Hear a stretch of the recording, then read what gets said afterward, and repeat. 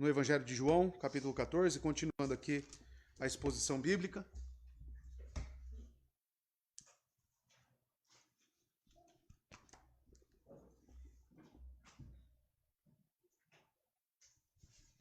João 14, hoje dos versos 12 ao 24.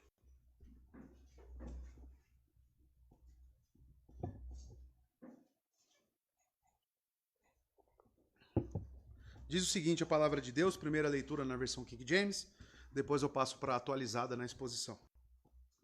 14, a partir do 12, diz o seguinte: na verdade eu vos digo, aquele que crê em mim também fará as obras que eu faço e fará maiores obras do que estas, porque eu vou para meu Pai. E tudo quanto pedirdes em meu nome, eu o farei, para que o Pai possa ser glorificado no Filho. Se pedirdes alguma coisa em meu nome, eu o farei. Se me amais, guardareis os meus mandamentos. E eu orarei ao Pai, e ele vos dará outro Consolador, para que ele possa habitar convosco para sempre. 17. O Espírito da verdade, que o mundo não pode receber, porque não o vê, nem o conhece, mas vós o conheceis, porque ele habita convosco e estará entre vós. E eu não vos deixarei sem consolo. Eu voltarei para vós. Ainda um pouco e o mundo não me verá mais, mas vós me vereis. Porque eu vivo e vós vivereis também. Verso 20. Naquele dia sabereis que eu estou no meu Pai, e vós em mim, e eu em vós. 21. Aquele que tem os meus mandamentos e os guarda, esse é o que me ama. E aquele que me ama será amado do meu Pai, e eu o amarei, e me manifestarei a ele. 22. Disse-lhe Judas, não Iscariotes: Senhor, como é isto? Que te hás de manifestar a nós e não ao mundo? Jesus respondeu e disse: se alguém me ama, ele guardará as minhas palavras, e o meu Pai o amará, e iremos a ele, e faremos nossa morada nele. E verso 24, e paramos por aqui hoje. Quem não me ama, não guarda as minhas palavras, e a palavra que ouvis não é minha, mas do Pai que me enviou. Até aqui. Vamos orar? Busque em Deus a compreensão do texto. Ore para que essa palavra penetre como flechas em nossos corações. Nos alimente, nos mude, nos santifique. Ore para que haja conversões, porque a palavra de Deus está sendo anunciada. Vamos orar. Eterno Deus e Pai, Deus justo, bondoso, misericordioso, Deus cheio de graça. Ó Pai, eu quero te pedir nesse momento, a qual sua palavra já foi lida, será exposta, que o Senhor, Deus, fale aos nossos corações. Que o seu povo ouça a tua voz e responda. Que sejamos santificados, que o Senhor gere fé nas pessoas, naqueles que ainda não creem verdadeiramente, Deus. Que o Senhor salve, Pai de amor, os perdidos, através do anúncio da tua palavra. Nos ajude, Senhor. Nos mostre o caminho, porque ele está diante de nós. Bem proposto, bem firme. Precisamos, Pai de amor, compreendê-lo. E isto o Espírito Santo é quem faz, nos aplicando essas palavras no coração. Que o Senhor tenha misericórdia da minha vida, pois eu não consigo, Deus, sem ti, expor esse texto com objetividade. Eu necessito, Deus, pois sou um miserável pecador. Necessito da condução do teu Espírito. Que o Senhor nos ajude, que o Senhor nos conceda graça e que possamos, Pai de amor, ouvir e aprender com a tua palavra. Obrigado, Pai. É o que eu lhe peço em nome de Jesus. Amém. Estamos aqui num contexto que não pode ser perdido, irmãos. Os irmãos estão bem lembrados aí, nas últimas exposições, que Jesus, no capítulo 13, na última ceia, ele anuncia a traição de Judas, mas algo ele está ensinando, que é justamente ilustrando através da lavagem dos pés dos discípulos, o serviço, o cuidado e o amor uns para com os outros. Ele está falando sobre este amor, e agora estamos no capítulo 14, depois que Judas já sai, e ele começa a confortar os seus discípulos. Ele já havia anunciado que em breve não estaria mais com eles, e agora ele precisa confortar e também confirmar este caminho para os seus discípulos. Por quê, irmãos? Nós sabemos e vemos nos relatos dos evangelhos que os discípulos têm uma fé ainda imperfeita, uma fé oscilante, e constantemente eles não compreendem essa morte de Cristo. Eles não estão preparados para esta morte. Então eles precisam ter palavras aqui de conforto e confirmação. E Cristo, como bom pastor, nosso Senhor e Salvador Jesus, ele fornece palavras de consolo para eles. Ele os confirma. Mas nós vemos, amados, que esse amor que conforta, ele não está desacompanhado.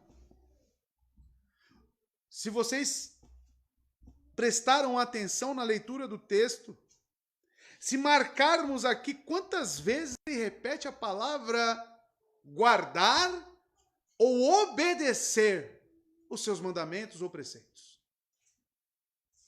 Então, amados, o tema hoje da minha mensagem é o conforto que continuará sendo dado por Cristo, mas o conforto que vem da fé em Cristo. O conforto que vem da confiança. O conforto que vem acompanhado de obediência e comprometimento com Ele. Na noite antes de sua morte, o Senhor Jesus dirigiu-se aos 11 discípulos restantes, menos Judas, porque nós sabemos que lá no verso 30 ele já deixou o grupo e foi trair Cristo. Foi vendê-lo. Próximo da morte, Jesus está angustiado. E isso é algo que nos chama a atenção, porque mesmo angustiado, ele ainda encontra forças, humanamente falando, para fortalecer e confirmar esses discípulos. Jesus ainda se preocupa com seus discípulos. Eles já estavam tristes, confusos, ansiosos, por causa da iminente perda do seu amado mestre. Logo eles iam chorar e lamentar, como diz o capítulo 16, verso 20. Por causa do seu amor perfeito e completo, Jesus procurou confortá-los, irmãos, em face da sua partida. E a base do seu conforto, mediante os cuidados de um bom pastor. Nós vimos no verso 1 a 3, por exemplo, ele dizendo aos discípulos, não se turbe o vosso coração. Crede em Deus, e o credes, como foi exposto aqui, é continuem crendo. Continuem, não desfaleçam. Amados, sempre existem ensinamentos a serem dados a eles em cada minuto da presença de Cristo, porque sabemos que nesta noite ele será entregue. Na sexta-feira ele já estará sendo morto, crucificado. Cada minuto, cada segundo para Cristo aqui, e principalmente para os discípulos, é de suma importância. Então ele não deixa de fornecer ensinos. E aqui veremos de onde vem a base para o nosso conforto. Porque muitos querem o conforto de Cristo. Muitos querem as benéfices de Cristo. Mas poucos querem obedecê-lo. Cristo deixa bem claro que o seu consolo para com seus discípulos tem que ser motivado pela fé. E quando eu digo fé, eu estou falando de uma confiança plena nele. E certo que também obediência. Vamos entender melhor o texto a partir do verso 12, e vocês vão entender que esse consolo ele não está desassociado da obediência. E é algo que nos chama muito a atenção. Verso 12 vai dizer: em verdade vos asseguro que aquele que crê em mim fará também as obras que eu faço, e outras maiores fará, pois eu vou para o meu Pai. Se vocês recordarem as últimas palavras, do último sermão, verso 10 e 11, ele está ali respondendo Filipe, e ele diz, não crês tu que eu estou no Pai, e o Pai está em mim? As palavras que eu vos digo, não as digo de mim mesmo, mas o Pai que permanece em mim é quem faz as obras. crede-me. Continue crendo, como ele abriu o capítulo 14, no verso 1. Crede-me que estou no Pai e o Pai está em mim. Se não, crede-me por causa das obras em si. Ele está falando para os discípulos, continue crendo. Cada minuto passando eu vejo Cristo angustiado pela obra em si de receber a ira de Deus, mas ao mesmo tempo ele preocupado com seus discípulos. Amados, a misericórdia de Cristo aqui é visível no texto. O cuidado de Cristo para com os seus, amados, conosco, não é um cuidado distante. Não é um cuidado despreocupado. Amados, nós temos que ter a plena certeza de quando estamos aflitos, de quando estamos chorando, de quando estamos atribulados, nós temos alguém que se compadece de nós. Nós temos alguém que sente a nossa dor. Nós temos alguém, aquele a qual nós cremos, que está relacionado com a nossa vida.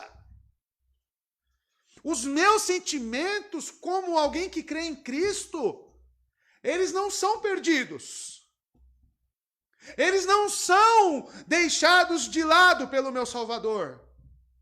Ele sabe da minha condição, ele sabe que os discípulos passarão por um dos piores momentos de sua vida. Ver o seu mestre, ver o seu Redentor cravado numa cruz sangrando. A confusão mental na cabeça desses homens é sem igual. E Cristo sabia que isso estava se aproximando. Ele sabia que esses homens iam fraquejar. Então ele precisa, de certa forma aqui, fornecer palavras que incitem a confiança deles. E você percebe, nos próximos capítulos, os irmãos irão perceber isso, que ele não faz nenhum milagre. Ele deixa apenas a sua palavra. Ele deixa a sua palavra. Crede em mim. Eu estou falando para vocês, crede em mim. Eu estou indo para o Pai, vou preparar morada. Confiem, continue confiando. Primeira palavra que ele diz aqui no verso 12, conforme o evangelista João, em verdade vos asseguro. Os irmãos sabem que quando ele aplica os dois améns aqui no grego, é uma verdade solene, sempre utilizada para trazer fatos marcantes e de suma importância. O que surpreende aqui é que só tem aqueles que verdadeiramente crê. Judas já havia saído, como nós vimos no verso 30 do capítulo 13, e mesmo assim ele não deixa de fornecer ensino /alerta a seus discípulos. É como se levasse nós a perguntar e a questionar, para quem é esse consolo? Para os eleitos. Eles querem deixar bem claro que nesse momento apenas os discípulos, ele está os consolando porque eles creem. Continuem crendo, é aqueles que já creem. Consolo é para quem crê. Consolo é para quem confia nele e na sua palavra. Aí as coisas começam a ser formatadas na minha mente. O porquê que ele fala de obediência e guardar os preceitos. Que aquele que crê em mim, e aqui fica claro, o discípulo, amado, o discípulo que crê realmente, não precisa temer a ausência física de Cristo. E essa é a lição profunda aqui nesse texto. Ele quer falar para os discípulos, porque eles estavam preocupados com a presença física de Cristo. Mas crer, e isso é algo surpreendente, porque explica para nós qual é o sentido realmente do crer. O que é fé? Não é algo subjetivo. Não é algo aleatório, perdido no ar, sem sentido. E ele está aqui nos ensinando o que é crer. A sua partida está próxima, ele está anunciando. E o que ele quer dos discípulos? Ele continue crendo sem a minha presença física. Continue crendo sem me ver. Continue crendo sem sentir nenhum arrepio. Sem ver nenhum milagre. Continue crendo. Amados, se existe um texto que vai nos exortar hoje a confiar, é esse texto. Se existe um texto que vai falar de conforto, mas um conforto para quem obedece, para quem confia na palavra dele, é esse. Esse é o texto. Jesus, amados, mesmo sem estar fisicamente presente, ele continuará suprindo seus discípulos, suprindo seus eleitos, suprindo a gente com o seu poder. Uma promessa gloriosa é dada aqui a quem continuar crendo. Amados, o verbo crer no imperativo presente é uma atitude de continuidade. Crer. O imperativo presente. Como no verso 1, que ele diz, credes em Deus e credes também em mim. Em conjunto, claro, com a preposição em. Indica o modo, o tempo, o estado. Crer em quê? Em mim. Cristo é eterno. Logo, em é permanecer crendo, entenderam? Amados, se trata do objeto da nossa fé. Se trata de conhecer o nosso Salvador. Crer em Cristo pressupõe, então, permanecer crendo, porque ele não tem início, meio e fim.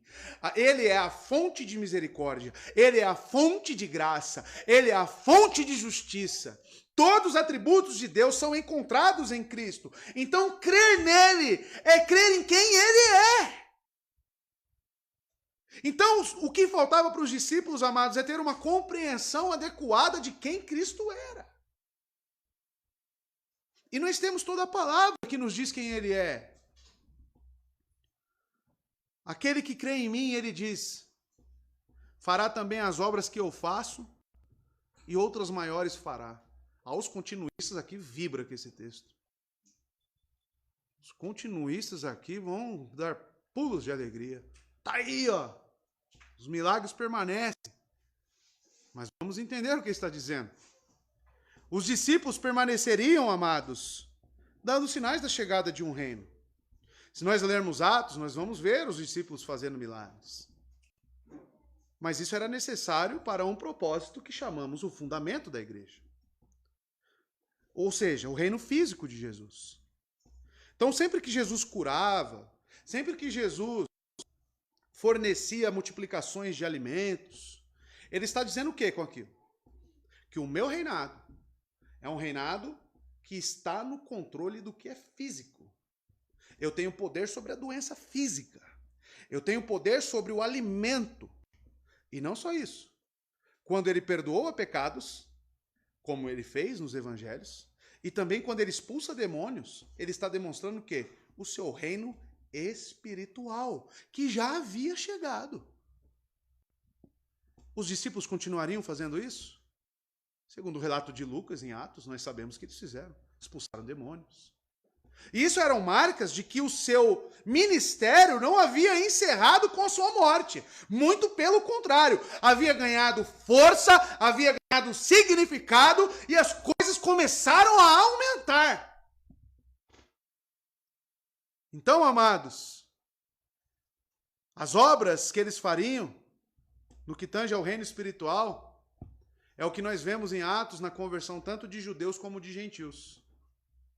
A obra de Jesus, ela foi local para um povo específico judeu, em certo momento. Mas depois da sua morte, com o ministério apostólico, com a vinda de Paulo, esse ministério ganhou ainda mais força e obras ainda maiores aconteceram.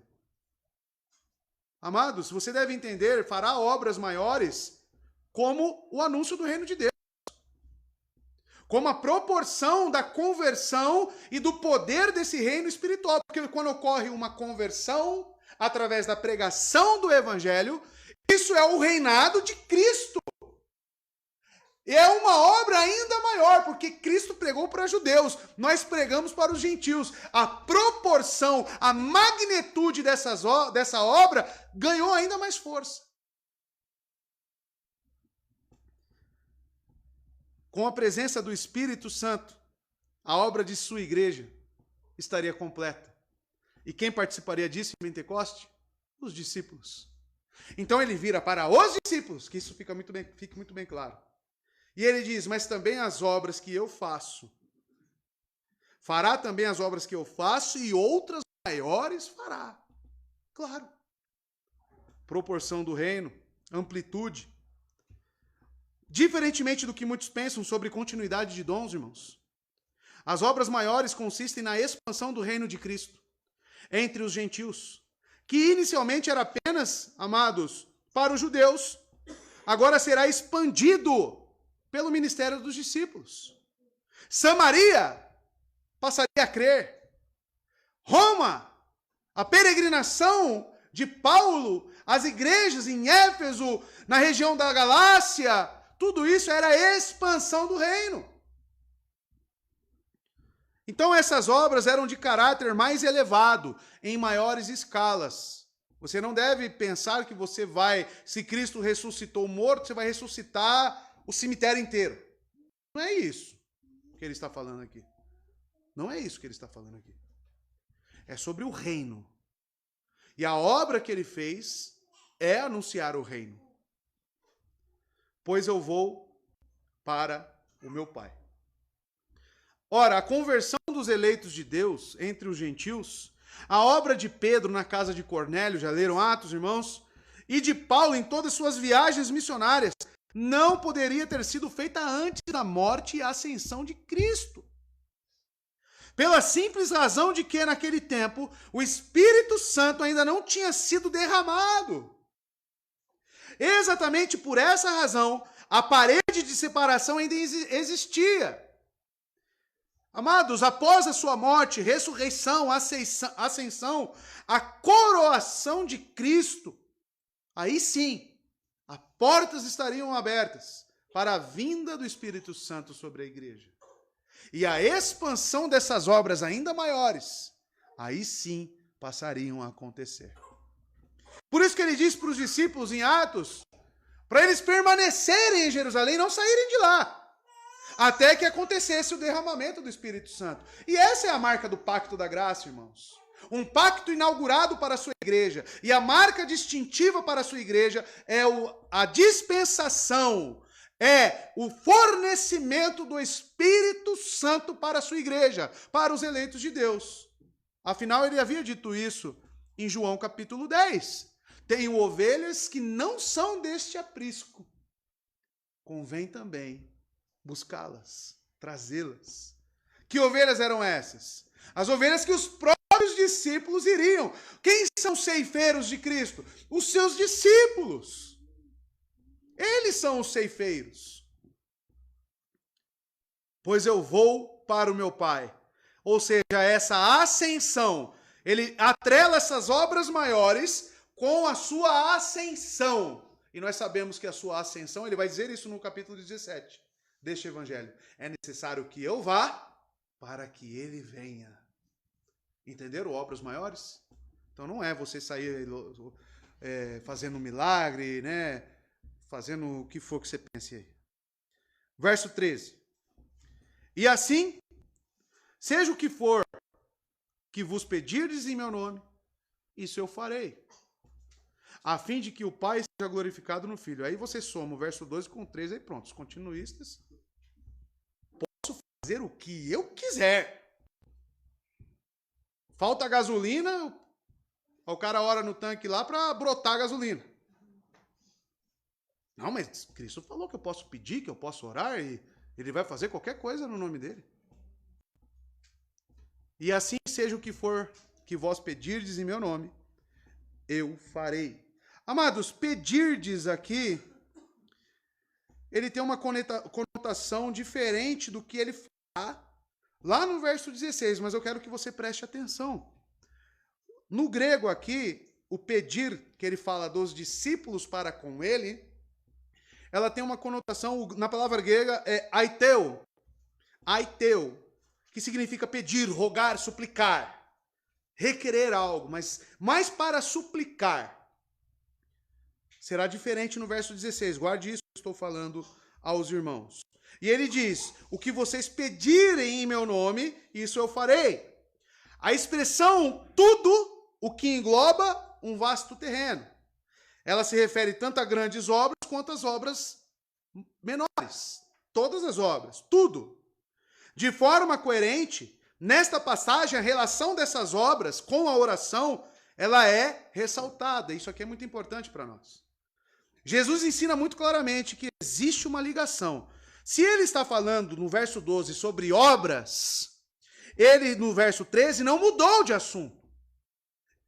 É assim. Existe um e assim. Seja o que vos pedirdes em meu nome, em relação ao quê? As obras. Aí você precisa ter em mente quais são as obras que Deus requer de nossas mãos. Aí vocês já aprenderam quais são as boas obras. Aqui está aqui. Pregar o evangelho são boas obras? Sim. Quais são as obras que Cristo fez?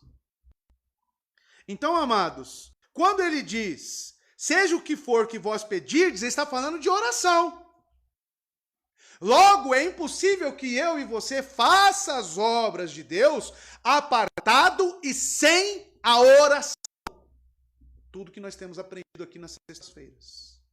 O meio instituído por Deus para que a ação dele seja executada no nosso plano, ou seja, o reino de Cristo seja ainda mais expandido, é necessário o quê? Orar. Pedir. Suplicar. Orações que ele fala em meu nome. Orações em nome de Cristo. Somente as orações feitas no nome de Cristo são respondidas.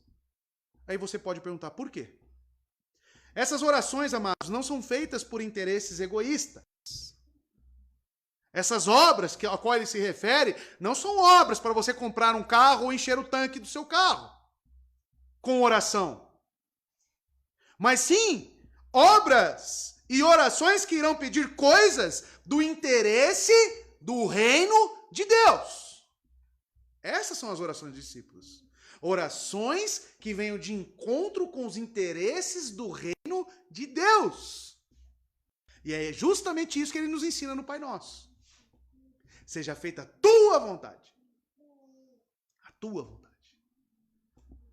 Elas emanam da fé e estão de acordo com a vontade de Deus. Sempre implícito, não conforme a nossa vontade, mas seja feita a tua vontade. E para a tua glória. Uma oração em nome de Cristo é aquela oração que está em harmonia com o que Cristo revelou sobre si mesmo.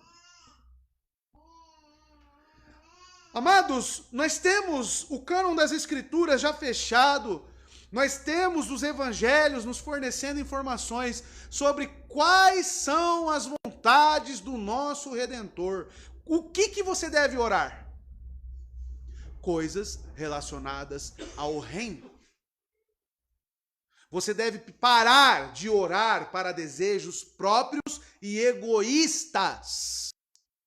A oração que Cristo requer de nós são orações inerentes ao reino.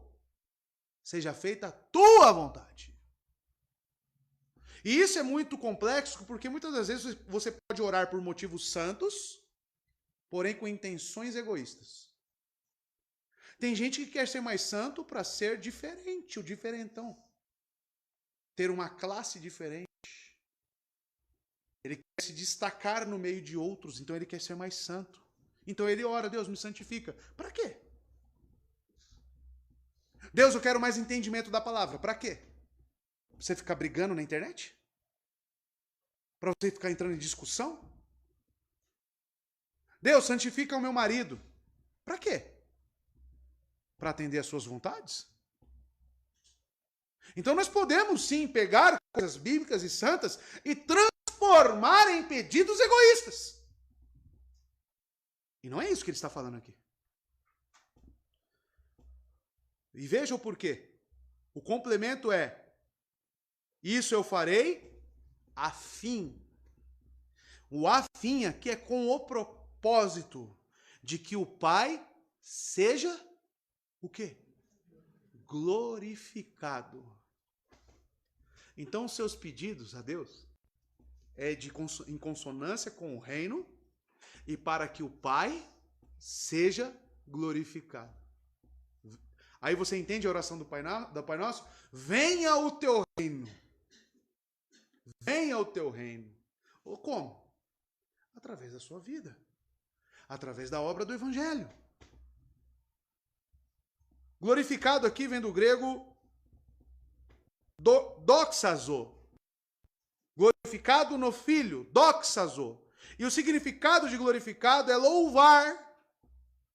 Então as obras que você ora é para que louvem a Deus, exaltem a Deus, magnifiquem a Deus, celebrem, honrem a Deus. Então o significado dessa palavra, ela deve analisar o propósito e a minha intenção em pedir algo a Deus. Agora eu quero que você pense nas suas orações, se é que você ora. Nas suas orações, o que você tem pedido a Deus? É para os seus deleites? Ou o que você pede é para a glória de Deus? É para honrá-lo? É para exaltar o nome de Deus? É para magnificar o nome de Deus? E aí eu começo a perceber sobre o que Cristo está falando aqui. Que obras maiores são essas? Ele já está deixando muito bem claro. Verso 14. Se vós pedirdes algo em meu nome, eu farei. Ele repete. Pedir em meu nome, ou seja, se o Pai é glorificado no Filho, como estava no verso 13, ou em, ou através de, e nós temos aqui, amados, uma contracção de preposição. Em com o artigo definido o, né? Porque glorificado no Filho, é uma contracção. É uma preposição com artigo definido somados, fica no. E o, fica no. Como que eu glorifico a Deus? No Filho. Isso já é um caminho para nós. O caminho estreito que Cristo nos prega é o caminho que ele percorreu.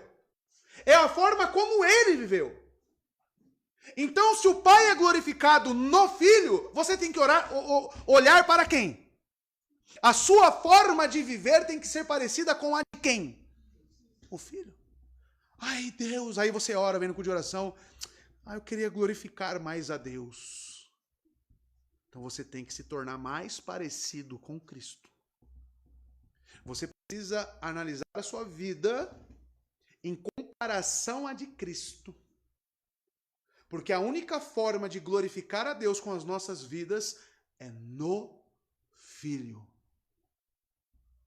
Por isso que ele fala, pedir em meu nome, porque a glorificação para o Pai é no Filho. Então ele fala, pedir em meu nome. E engraçado, irmãos, que você fazendo uma análise sistemática das Escrituras, uma teologia bíblica, você vai lá em Colossenses capítulo 1, verso 16, e você vê que o próprio Deus, ele executa todos os seus planos no Filho. Olha o que diz. Colossenses 1, olha lá. Isso aqui é outra contracção, tá? Nele. Pois nele foram criadas todas as coisas, nos céus e na terra, as visíveis e as invisíveis, sejam tronos, sejam soberanias, poderes ou autoridades, todas as coisas foram criadas por ele e para ele. Como que devemos glorificar? No Filho. Porque o próprio Deus, na criação, em Gênesis, ele fez tudo pela sua palavra. E quem que é a palavra que vai falar? O Verbo. E ele diz, eu o farei. Ou seja, se a sua oração é um salvo, se você crê realmente em Cristo, e se você ora com a intenção e o propósito do reino de Deus, para glorificar o Pai no Filho, ele diz que certamente o fará. Certamente o fará. Cristo é o verbo criador, a palavra da vida, o meio pelo qual tudo existe e é criado. Como podemos apartar a vontade de Deus da execução do verbo? Cristo é quem executa a vontade do Pai. Na esfera física e na esfera espiritual, como nós vimos aqui em Colossenses 1,16. É nele que honramos o Pai. Somente nele podemos ver as obras serem executadas. 1 Coríntios, capítulo 10, verso 31, olha só. Aí entendemos. Assim, quer vocês comam, quer bebam, quer façam qualquer coisa, façam tudo para a glória de Deus. Como? Com intenções para o reino do Filho. Não queira glorificar a Deus longe de Cristo. Não pense que você pode glorificar a Deus, fazer alguma coisa para Deus, desapartado de Cristo. Cristo é o princípio, o ativo de tudo que se move, de tudo que existe. E Hebreus vai dizer que ele sustenta todas as coisas pelo poder da sua palavra. E o sustentar não é apenas estar sobre suas costas, mas é executar, colocar em movimento, colocar em execução. Então a providência divina está nas mãos de quem? De Cristo Jesus. E assim você já aprende a orar.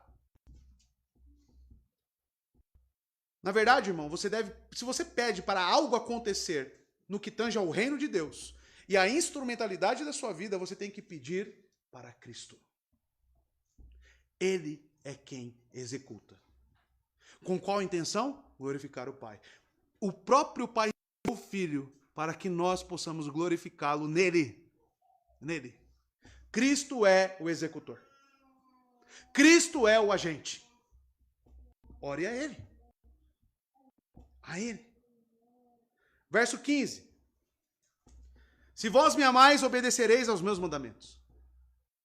Aí você pensa, o que isso tem a ver com as obras, em pedir em seu nome?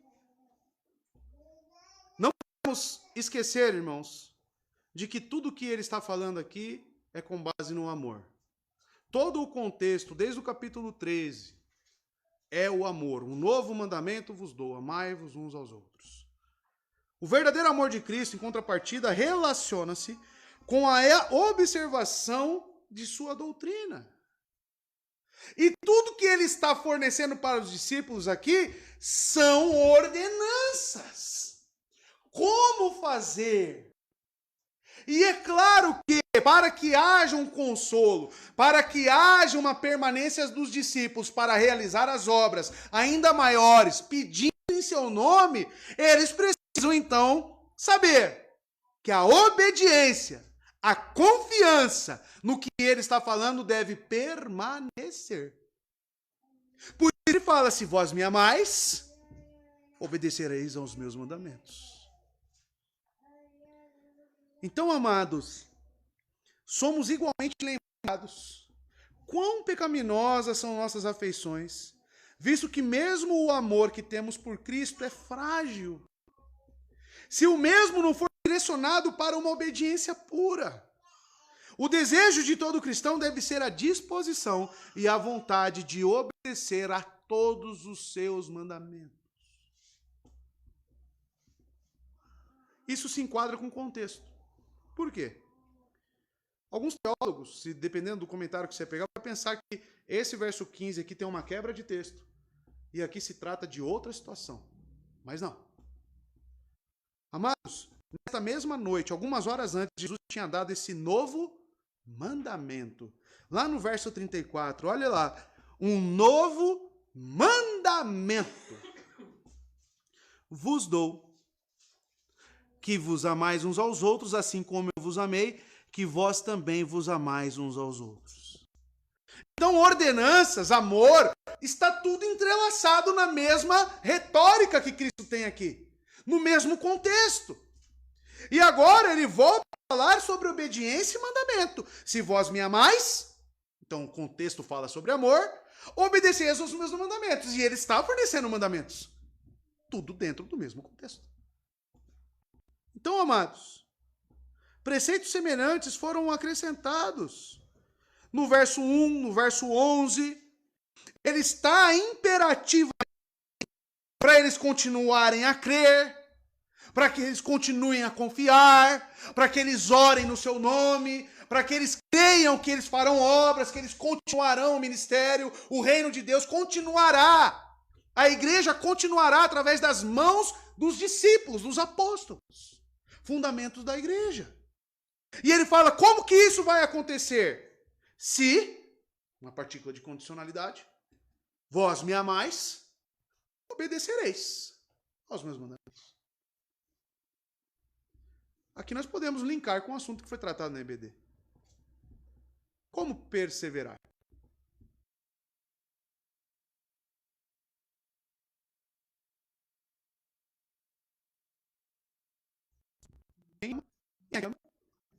Amor, guardar e preceitos. 3 palavras que temos: amor, guardar e preceitos ou mandamentos. Você pode substituir preceitos por mandamentos. A sentença é condicional: se vocês me amam, guardarão meus preceitos. 3 palavras que predominam: amor, guardar e preceito. E resumindo os resultados dos estudos dessas palavras, a sentença pode ser parafraseada como segue, abre aspas: se vocês me amam com conhecimento e intenção, então a aceitarão, obedecerão e guardarão as normas que eu instituí para regular tanto suas atitudes interiores quanto a conduta exterior. A passagem indica que, em certo aspecto, o amor precede a obediência. Como ser um cristão que glorifica a Deus? Primeira coisa que ele diz: amar. Amar ele. E amar é uma disposição de entrega. É uma disposição de confiança, de vontade, dirigida a ele, nele. Então, se você ama, aí vem o próximo passo. Obedeça ao que ele diz. E assim você estará glorificando a Deus. Como eu sei o que ele diz? A sua palavra. Por isso que eu falo, dá para ser cristão sem ler a palavra? Sem ter compromisso com as escrituras? Quantos querem o conforto? O verso 1 e 2 do capítulo 14, tem cristão que fala de boca cheia. Vos prepararei lugar. Olha que lindo, Deus vai instalar, Cristo vai me conseguir, vai conquistar para mim um lugar. Só que esquece o verso 15 em diante. E é interessante, amados, que eu disse no início, Judas não está mais aqui. Só tem discípulo genuíno aqui, correto? Só tem discípulo genuíno. E olha o conteúdo das palavras de Cristo. Se vos me amais, se vós me amais, obedecereis aos meus mandamentos. Aí você, não parece redundante se você pensar, mas eles já são eleitos. Deus vai concluir a obra. Eles vão obedecer. Mas ele lança para eles. Existe um relacionamento aqui, existem palavras que são ouvidos por seres que é a imagem e semelhança de Deus, e ele está levando os seus discípulos a analisar para ver se eles realmente obedecem, para ver se realmente eles amam. Aí você fica falando, nossa, vou na igreja, é só chibatada, só pedrada. Só tá os eleitos de Deus aqui, irmãos. Não tem mais falsos cristãos aqui no contexto. Só tá os discípulos. E ele está falando, se vós me amais, obedecereis aos meus mandamentos. Por que ele vai falar isso? Só para eleito. Tá entendendo? E é o mestre falando, hein? É o mestre falando. Verso 16. E eu rogarei ao Pai. Lembra do pedir lá que eu falei para vocês guardarem o pedir? Agora ele vai falar dele pedindo para o Pai. E eu rogarei ao Pai, e ele vos dará outro advogado, a fim de que esteja para sempre convosco. Eu rogarei ao Pai. O rogarei vem do grego erotal, que significa solicitar. Essa é a melhor tradução. Então, em um passo que a gente suplica, a gente pede, ele solicita. Perceba que existe uma mudança nos verbos que se trata dos discípulos, que é o que eu disse aos irmãos, aiteu, pedir, rogar, suplicar, desejar, querer, para o emprego de outro verbo em relação a Cristo e o Pai. Então, se João está mudando o verbo de pedir para rogar, ele está fazendo uma mudança para diferenciar quando nós estamos pedindo para quando ele fala com o Pai. E existe muita diferença. Existe muita diferença. E João faz isso propositalmente. Ele vos dará outro advogado, outra palavra importante no grego aqui, que é necessário destacar, que é o parakletos. E parakletos pode significar, principalmente essa é a tradução, alguém convocado para ajudar. Alguém convocado para pleitear a causa diante de um juiz. Aí vem advogado, a tradução.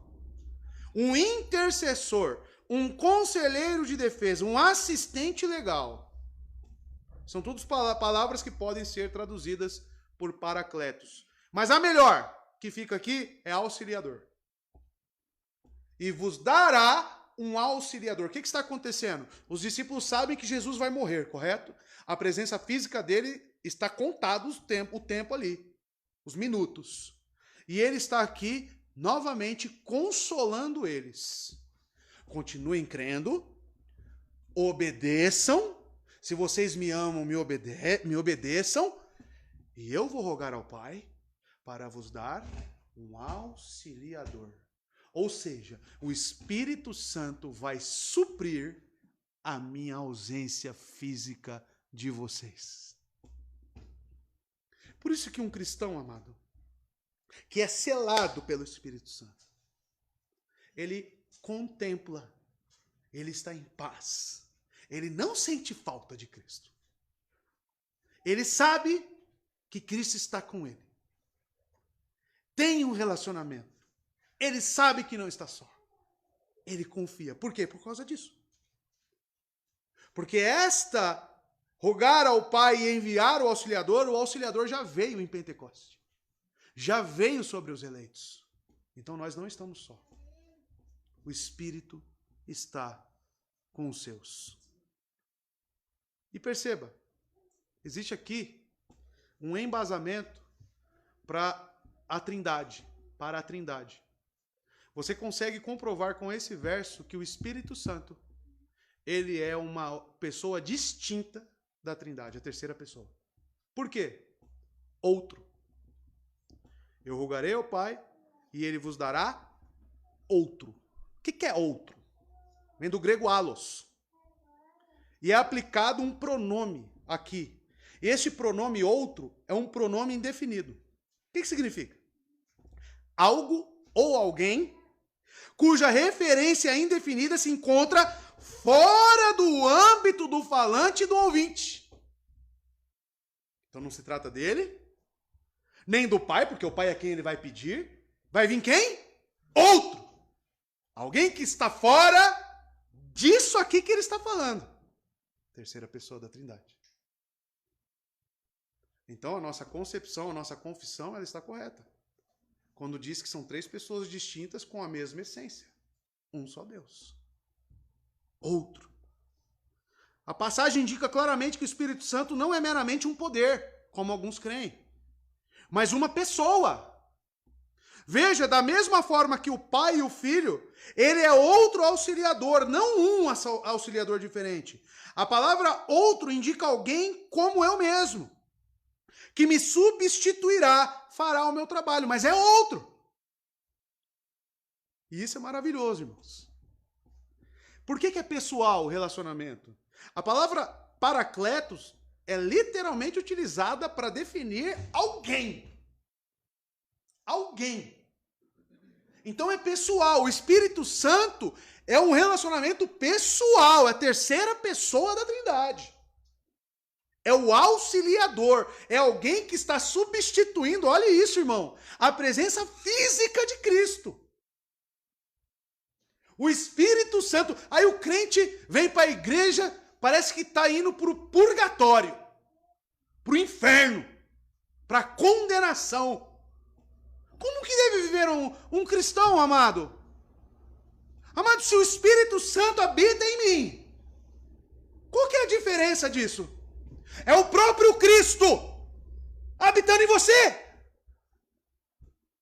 É o próprio Cristo que estava aqui diante dos olhos dos discípulos e está dentro de todo crente.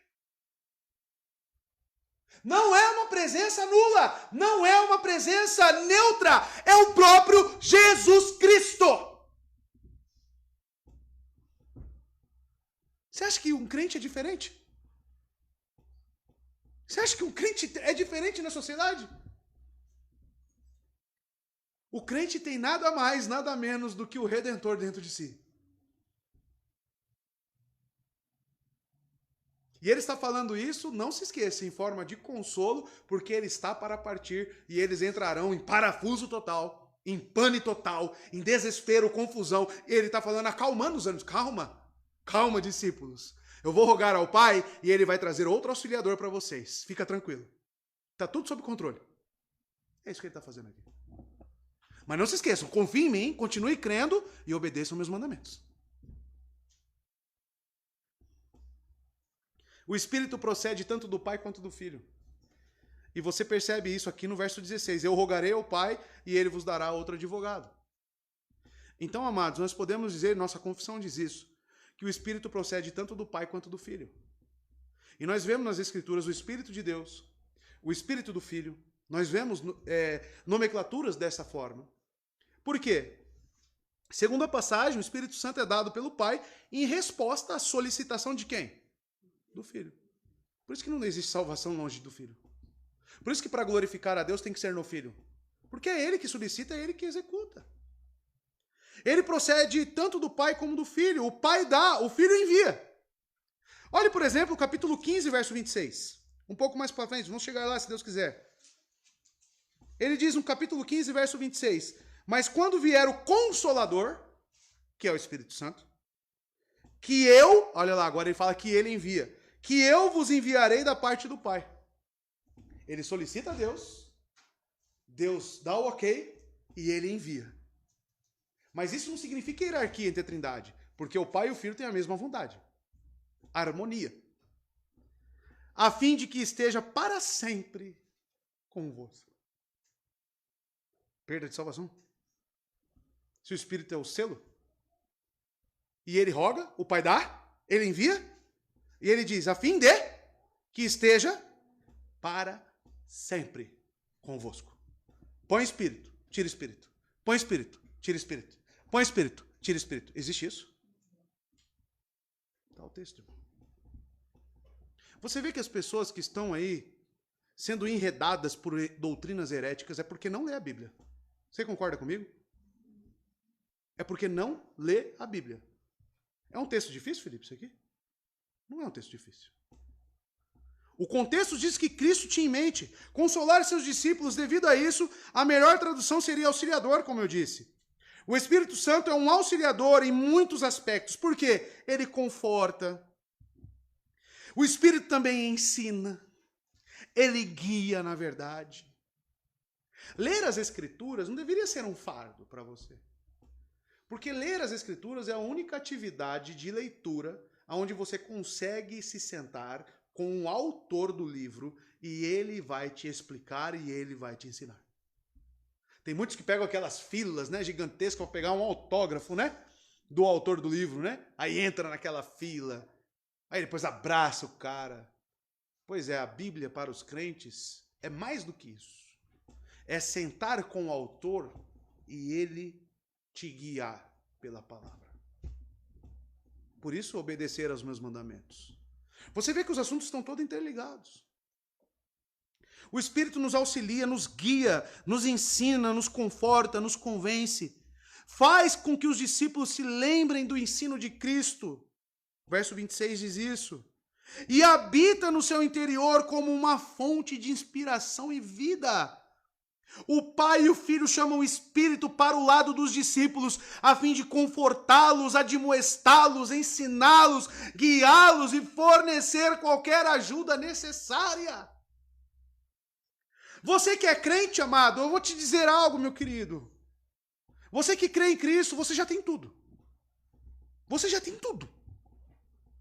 Você não precisa de mais nada. Você tem o Espírito de Deus dentro de você. Para, irmão. Com esse sentimento de autocomiseração, de derrota, de pensar, não, o seu Redentor vive O seu Redentor intercede e você tem o Espírito Santo dentro de si.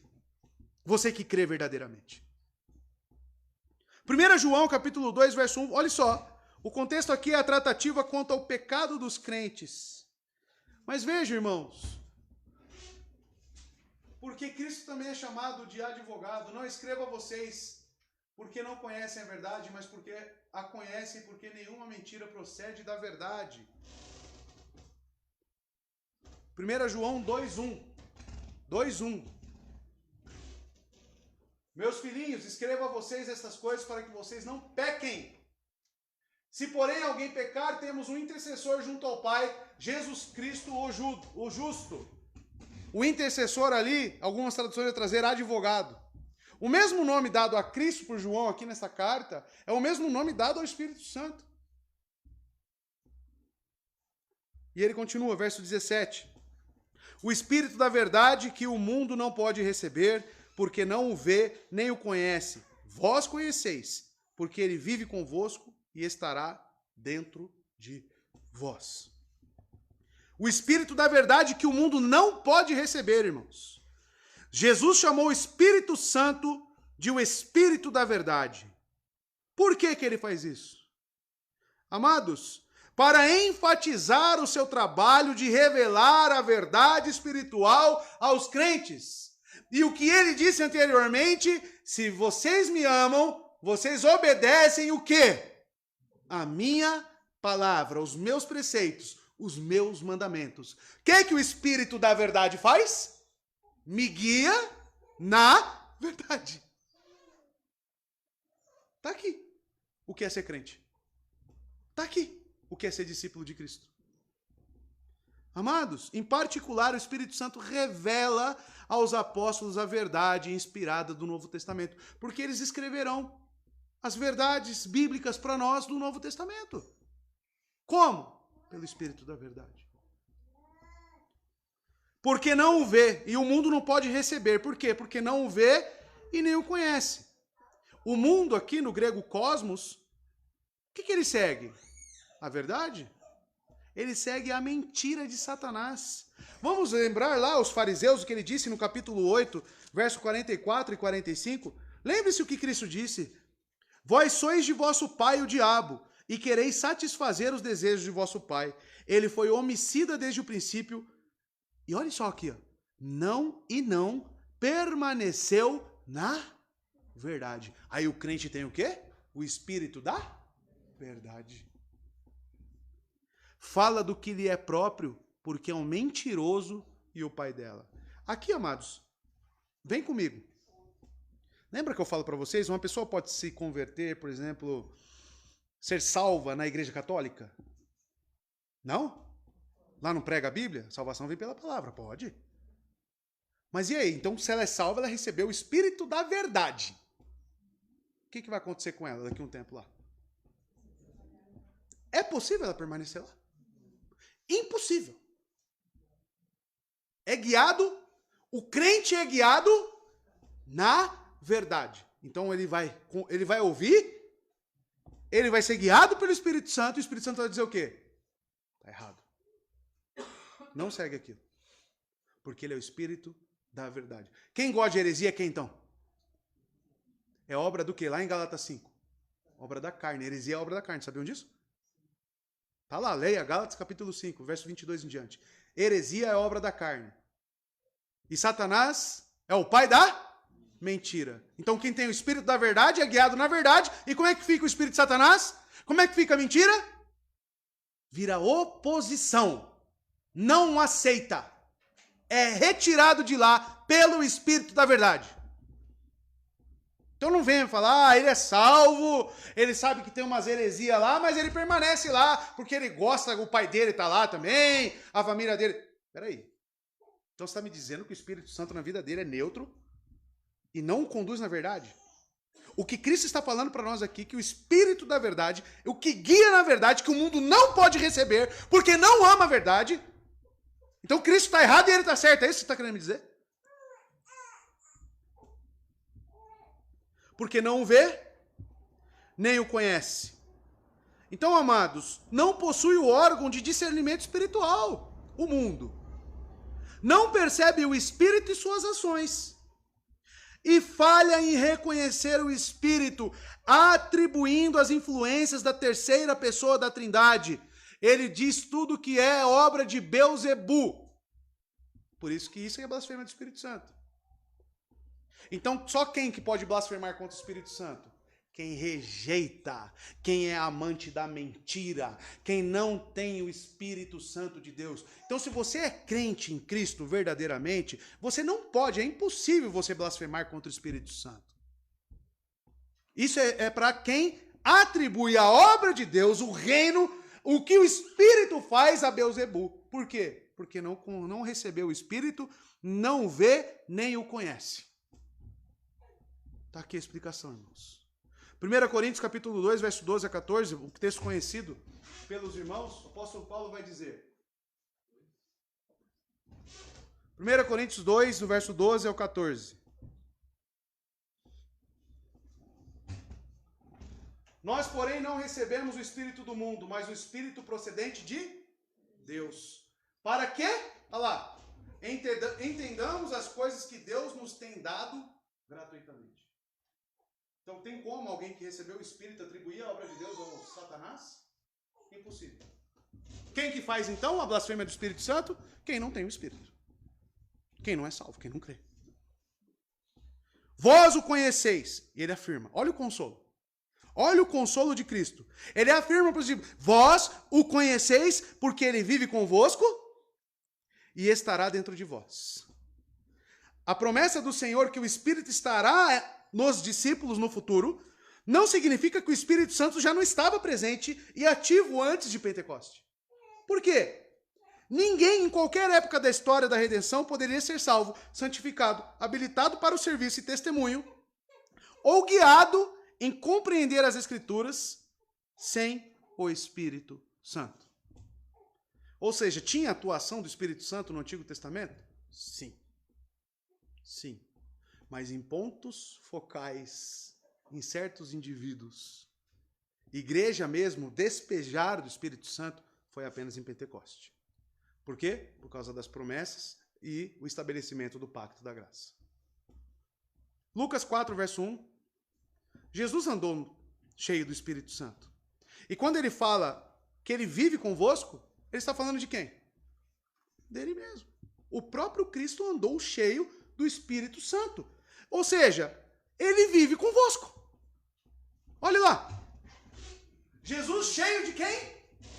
Do Espírito Santo.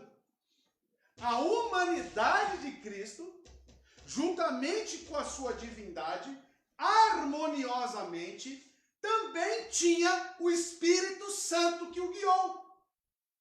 Cristo andou entre os homens como? Cheio do Espírito Santo. Aí ele afirma para os discípulos, vós o conheceis, porque ele vive convosco.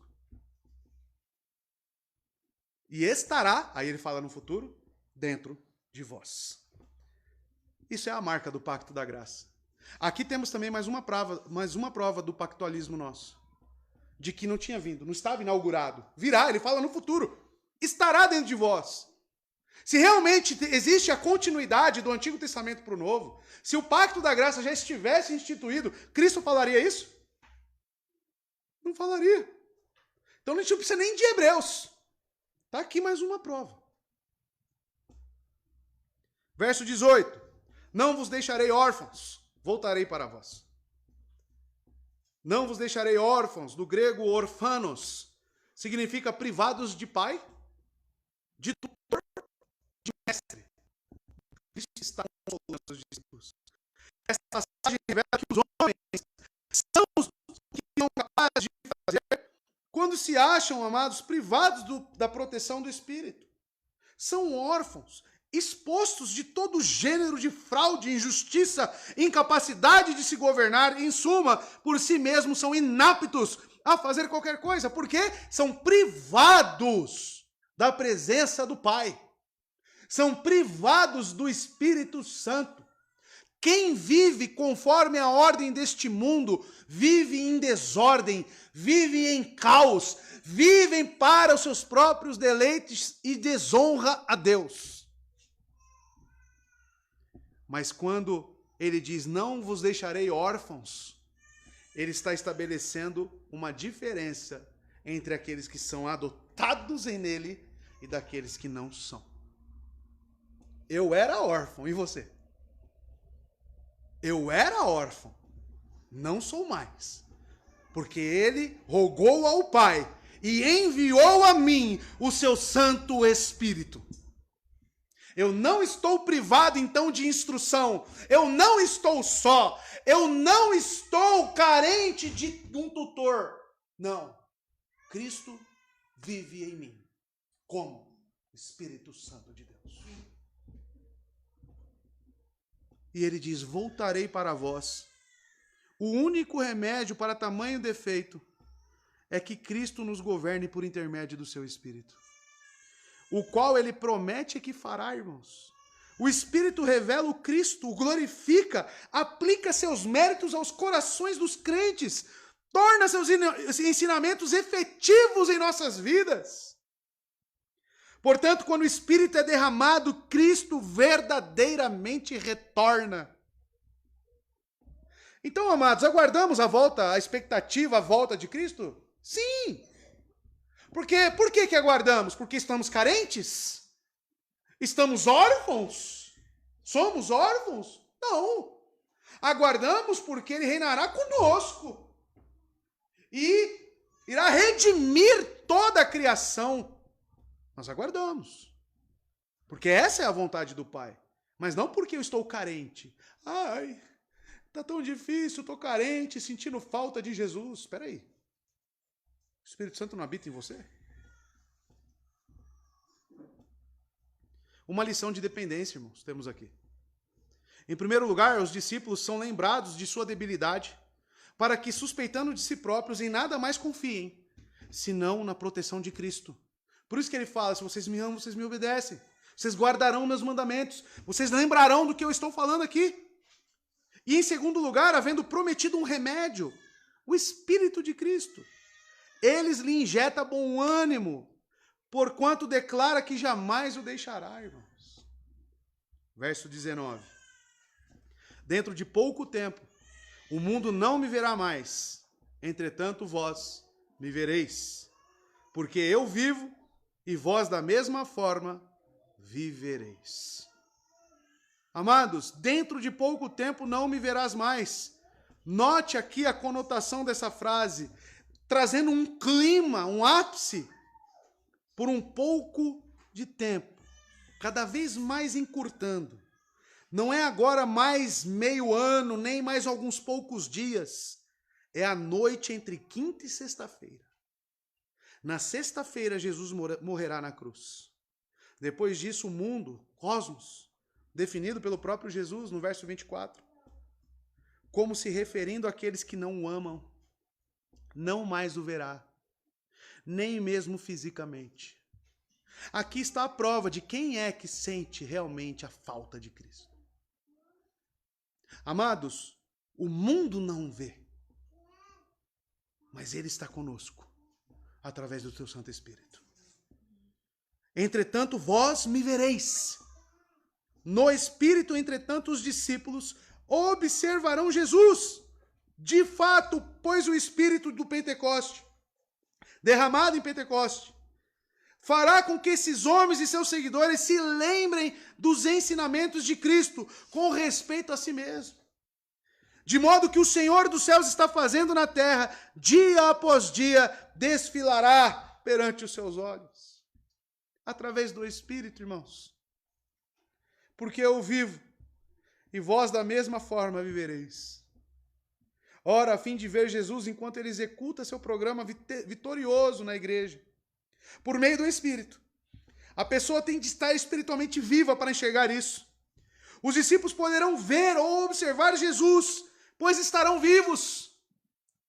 Eles estarão vivos porque Cristo vive, somente os vivos espirituais podem contemplar as obras, reconhecê-las, ser grato a elas, obedecer. Os mortos, o que eles fazem? O contrário. Atribuem a obra de Deus ao diabo. Rejeitam. E continuam a rejeitar. Verso 20. Naquele dia, entendereis que eu estou no meu Pai, e vós em mim, e eu em vós. Os irmãos observam o cuidado que Cristo está tendo com esses homens? O consolo. E naquele dia entendereis que eu estou no meu Pai. Ou seja, certamente eles não entendem ainda. Naquele dia entendereis. Mais um verso. Porque ele está falando de quê? De quando o Espírito vir sobre eles. Amados, no pacto da graça, começando com o derramamento do Espírito Santo, os discípulos, aqueles que posteriormente abraçam Cristo pela fé também, reconhecerão e alegremente apreciarão a proximidade do relacionamento entre o Pai e o Filho. Naquele dia, entendereis que eu estou no Pai. Você crê que Cristo está à destra de Deus Pai intercedendo pelos eleitos? Você crê que Ele vive? Que Ele está com o Pai? E Ele continua, e você crê também? Eu pergunto, e vós em mim e eu em vós? O Espírito te comunica isso? O Espírito testificar ao nosso espírito que somos filhos de Deus é testificar que não somos mais órfãos e que nós cremos nesse Redentor e que o Espírito Santo vive em nós. Tem palavras mais confortantes do que essas? Tem palavras mais alegres do que essas? Tem motivo de vida superior a esse? Tem obra maior do que essa? Tão estreita é a relação entre Cristo e os crentes. Veja, ele relaciona o próprio Cristo, entendereis o quê? Que eu estou no Pai, e vós em mim, e eu em vós. Um relacionamento completo, uma ligação do homem aqui na terra com Cristo e Cristo com Deus. Não existe barreira, não existe divisão. Um acesso completo, assim como Jacó viu aquela escada acessando aos céus e os anjos subindo e descendo. A escada é Cristo. É Ele que está com o Pai e é Ele que está em nós que cremos nele. Você crê nisso? Essa é a estreita relação, amados. Ele é a videira, nós somos os ramos. Ele é o pastor, nós somos as ovelhas. Nós somos os membros do corpo, e qual ele é o cabeça. Uma das passagens mais notáveis neste contexto é certamente Apocalipse 3:21. Apocalipse 3:21 é lindo, irmão. Olhe só como estamos nele, olha o que ele nos fornece, irmãos. Ao vencedor darei o direito de sentar-se comigo. Onde que ele está? Assentado? À destra de Deus Pai. Olha o que ele promete. Darei o direito de sentar-se comigo em meu trono, assim como eu também venci e sentei-me com meu Pai em seu trono. Isso é uma estreita relação entre Cristo e os crentes. E é isso que nós temos que crer. Mas aquele que me ama, obedece meus mandamentos. Ele não deixou isso fora, né? Do contexto. Não deixou. Verso 21. Aquele que tem os meus mandamentos e obedece a eles, de novo Jesus. Pois é, de novo. Esse é o que me ama. E aquele que me ama será amado por meu Pai, e eu também o amarei e me revelarei a ele. Qual que é a impressão que eu tenho aqui no texto? Na fala de Cristo. Ele dá um conforto e ao mesmo tempo coloca para pensar, você me ama? Você obedece meus mandamentos? Ele está reiterando para que os discípulos permaneçam confiando nele em obediência. Ele não deixa de falar. Então, as pessoas gostam, os pregadores gostam de falar do conforto, né? Das coisas boas, da graça. Esse texto aqui, então, irmão, olha que lindo. Mas logo vem o verso 21. Aquele que tem os meus mandamentos e obedece a eles, esse é o que me ama. E aquele que me ama será amado por meu Pai. E eu também o amarei e me revelarei a ele. Tudo que ele falou anteriormente, ele está falando, olha isso, está condicionado àquele que ouve a minha palavra e me obedece. Que é os que amam. Aquele que tem os meus mandamentos e obedece a eles, esse é o que me ama. O alegre e obediente reconhecimento da soberania de Cristo, consequentemente a guarda dos seus preceitos. É a prova do discipulado genuíno. A estrutura gramatical da sentença, amados, é tal que se pode virá-la ao contrário e a verdade ainda permanece a mesma. Se você inverter as orações aí dessa frase, não muda o sentido. Por exemplo, ficaria, aquele que me ama, esse é aquele que tem os meus preceitos e os guarda. Não muda o sentido. A maior prova de amor, a prova indubitável do nosso amor para com ele, está em guardarmos os seus mandamentos. Seus pecados serão perdoados. Tudo será jogado num mar de esquecimento e você será amado pelo Pai. Você não estará mais sobre a ira de Deus e sim no amor de Deus. Cristo nos oferece a antítese do ódio quanto ao pecado que Deus tem e nos coloca no amor de Deus. Mas é necessário crer. É necessário amar e obedecer ao nosso Mestre. E eu também o amarei e me revelarei a ele. Do mesmo modo aqui, Jesus tendo mencionado o amor do Pai, imediatamente ele acrescenta, eu também o amarei. Esse amor inteligente, proposital, se torna como? Manifesto. Através do Espírito que ele prometeu. Verso 22, então perguntou Judas, Senhor, mas por que te revelarás a nós e não ao mundo? Por que Judas? Você deve perguntar o porquê da pergunta. Por que Judas pergunta isso? Primeira coisa, Judas aqui, algumas traduções vai trazer entre parênteses, não Iscariotes, né? E João quer deixar isso muito bem claro. Porque o Iscariotes já está fora, ele não está aqui. Ele já foi trair Jesus. O Judas que interrompe o Senhor não era um homem que acabara de deixar a casa, né? O Iscariotes, ou seja, isso é acrescentado em favor da clareza e proteção da memória de Judas. Judas Tadeu. Alguns chamam ele de corajoso, coração de leão, tá? É esse o Judas. Senhor, ele pergunta, mas por que te revelarás a nós e não ao mundo? Por que ele está perguntando isso? Amados, a expressão particular a qual Judas deu a interpretação errada foi quando Cristo disse, ainda por um pouco o mundo não mais me vê e me manifestarei a ele. O que ele disse no verso 19 e verso 21. Jesus tinha falado claramente sobre a manifestação no Espírito. E, portanto, em um caráter espiritual. Como que Judas entendeu? Judas tinha qual visão sobre o Messias? Terreno, político, um monarca. Aí, amados, tenha isso em mente. Provavelmente pensando que esse Messias ia ter uma manifestação pública. Por isso lá, a euforia no capítulo 12 da entrada triunfal.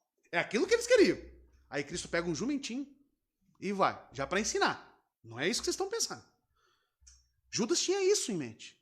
Por isso que ele pergunta, Senhor, por que somente a nós e não para todo mundo? Porque o que Cristo está falando está confrontando, está indo contra as concepções do próprio Judas e também dos próprios discípulos. Fruto de uma visão errônea da obra de Cristo. Tendo em vista essa visão limitada, soou assim, Senhor, o que aconteceu? Por que é que de maneira dramática vai mostrar teu grande poder somente a nós e não ao público em geral? Porventura esta segunda vinda política não seria muito melhor e mais eficaz? Se fosse para todo mundo, não seria melhor? É isso que ele está querendo dizer. E perceba que momentos antes de Pentecoste, em Atos capítulo 1, olha aqui a visão que eles tinham, os discípulos. Atos capítulo 1, verso 6. Então os que estavam reunidos lhe perguntaram, Senhor, é neste tempo que vais restaurar o reino de Israel? Quem queria trazer a visão correta sobre Cristo? O Espírito Santo de Deus. Verso 23. Jesus respondeu-lhe: se alguém me ama, obedecerá a minha palavra, e o meu Pai o amará, e nós viremos até ele e faremos nele nosso lar. O que Jesus está querendo dizer? Mais uma vez, hein? Obediência, hein? Mais uma vez. E só para crente, hein? Só para crente, hein? Jesus respondeu: se alguém me ama, obedecerá a minha palavra. Mas note, diferentemente do verso 15, aqui Jesus fala no singular, no verso 15 ele falou no plural, para todos os discípulos. Por quê? Uma resposta individual. A forma de sentença e o uso singular enfatiza a responsabilidade de cada discípulo de se perguntar pessoalmente se ama Jesus. O termo minha palavra, aqui nos versículos 23, pode ser explicados ou traduzidos por preceitos, como no verso 15. E o meu Pai o amará, e nós viremos até ele e faremos nele nosso lar. E aqui, amados, é impressionante e maravilhoso. Esse amor, tendo Jesus como seu objetivo, recebe uma rica recompensa. Lembrando novamente que só o amamos devido a ele gerar em nós a disposição de buscá-lo e amá-lo no Espírito. Tanto o Pai como o Filho virão para. Quando ele diz, e nós viremos até ele e faremos nele nosso lar. Amados, o sentido aqui na palavra grega prós é estar face a face com. Estar em nós é uma proximidade. O Pai e o Filho fazer morada naqueles que amam, naqueles que obedecem. Amados, eu quero te dizer, segundo o texto, existe recompensa para aqueles que amam Cristo e obedecem seus mandamentos. É um compromisso de vida. É uma disposição de querer estar com Ele e ouvir a sua palavra constantemente. Essa presença é muito real, irmão. Sua operação pode ser sentida, o Espírito convencerá do pecado, levará ao arrependimento diário, comunicará a certeza da salvação, concederá paz para com Deus, que excede todo entendimento. Amados, essa é a presença prometida de Cristo para aqueles que o amam e o obedecem. E o verso 24 não poderia encerrar de outra forma. Quem não me ama, não obedece às minhas palavras. E a palavra que vós estáis ouvindo não é minha, mas do Pai, que me enviou. Ou seja, permaneçam crendo, porque quem não tem compromisso comigo, não me ouve e nem me obedece. Você enxerga isso no texto? E ele está falando para os apóstolos, só os eleitos. É um alerta. Então você percebe, amados, que a pregação de Cristo, ela tem o seu conforto, sim. Ela tem as suas promessas, sim. Mas ele nunca deixa de destacar as condicionantes para isso. Se quem não me ama, não obedece às minhas palavras. E a palavra que vós estáis ouvindo não é minha, mas do Pai que me enviou. Jesus mostrou repetidas vezes essa verdade, irmãos. Aquele que me ama guarda as minhas palavras. Então, ouvir a palavra de Cristo é ouvir a palavra de Deus. Obedecer aos mandamentos de Cristo é obedecer a Deus. E que incorpora o mesmo pensamento. Rejeitar os preceitos de Cristo é um assunto muito sério. Pois essa pessoa não está rejeitando a palavra de um simples homem, mas de Deus. A essa pessoa o Senhor não se manifestará com o seu amor. Não terá o amor. Então veja, amados, para aquelas pessoas que dizem, Deus elege, dá a fé, então vou continuar aqui. Quem ama, obedece. Se você está desobedecendo deliberadamente, gosta de desobedecer, você precisa se arrepender dos seus pecados. Você precisa recorrer a Cristo. Urgentemente. Crer nele, para que o Pai lhe ame e você glorifique ao Senhor. Essa é a vontade de Deus, irmãos. Essa é a nossa oração, essa é a nossa vida. E essa é uma das últimas palavras que Cristo fornece para os seus discípulos e que nós temos hoje para nós. Conforto, consolo, mas exigência também. Obedeça. Obedeça. E Ele nos dá o Espírito, hein? Que nos capacita a obedecer plenamente a Ele. Que Deus abençoe os irmãos. Vamos orar?